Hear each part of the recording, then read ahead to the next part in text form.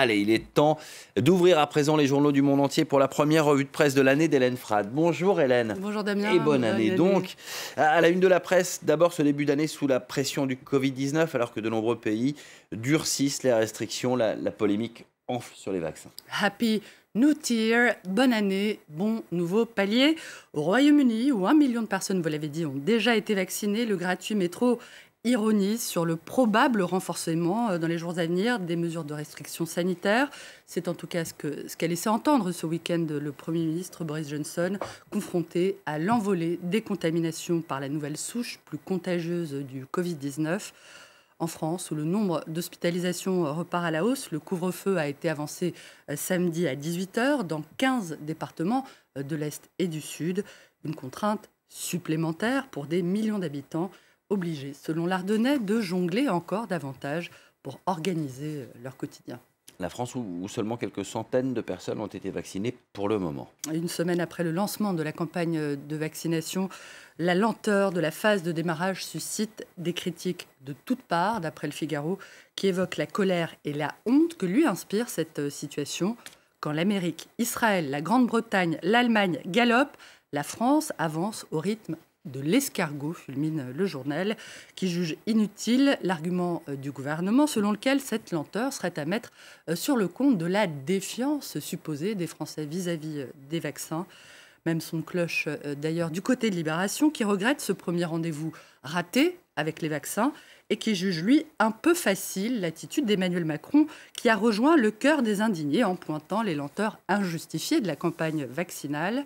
Soit cette lenteur était programmée pour des raisons précises, et il faut l'expliquer. Après tout, l'Allemagne, qui a beaucoup vacciné, semble manquer de doses aujourd'hui, note le journal.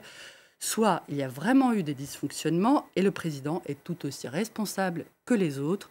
Dans tous les cas, conclut Libé, il y a un problème. Et le seul point positif, c'est que soudain, alors que la méfiance semblait s'accroître envers le vaccin, la demande s'accentue.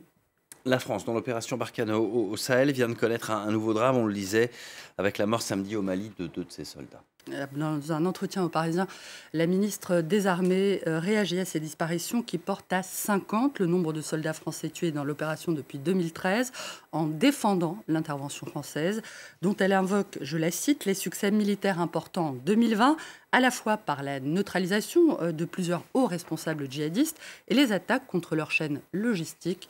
Florence Parly, qui dit travailler aux évolutions de la force Barkhane, sans toutefois confirmer clairement le rappel de 600 soldats dans les prochains mois.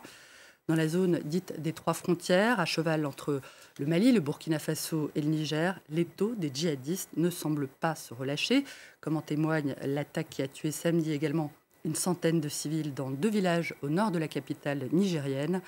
Un massacre sans précédent, d'après Libération, au Niger donc, qui voit le pays pris en tenaille entre d'un côté l'État islamique au Grand Sahara, à l'est, et Boko Haram, à l'ouest. La presse française qui revient aussi sur la décision attendue dans la matinée donc de la justice britannique autour de l'extradition de Julian Assange vers les États-Unis. Le soutien de la première heure du fondateur de Wikileaks, l'Humanité dénonce les 11 années de traque et de situations de détention dont Assange aura été l'objet et exprime son espoir de voir la justice britannique refuser l'extradition d'un homme que la Maison-Blanche, on s'en souvient, avait décrit comme un terroriste high-tech. L'UMA salue, lui, la contribution de celui qui a rendu possible la divulgation d'informations d'intérêt général la plus massive de notre siècle, je cite.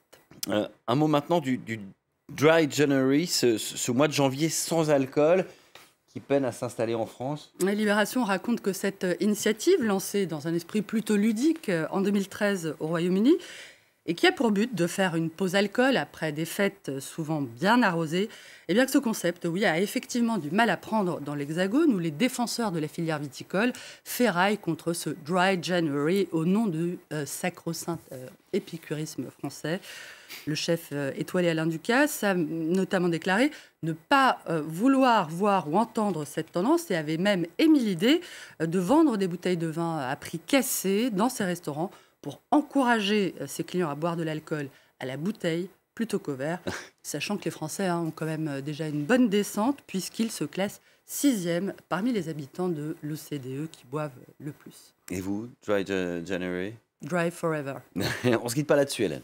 Avant de vous dire à tout à l'heure, Damien, je vous propose de jeter un cil au Guardian qui fait état du tollé, surtout dans les sphères bolsonaristes, autour du président Jair Bolsonaro, provoqué par une installation géante dans un parc rural de l'État de Pernambuco, c'est dans le nord-est du Brésil.